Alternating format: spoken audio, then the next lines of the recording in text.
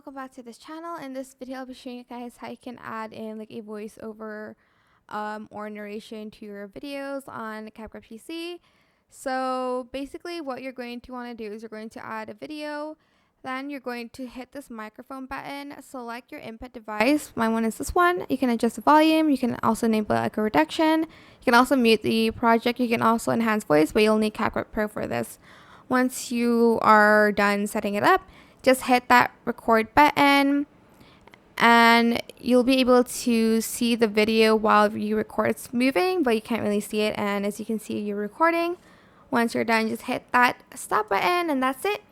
Hope this tutorial is helpful for you guys. Don't forget to like, comment, share, and also subscribe to this channel if you haven't done that already. If you have any more questions, just leave it in the comment section down below. I will try my best to answer them all for you guys. And if you found this video helpful, please click the thanks button above the description box down below. Thank you so much for watching. Bye!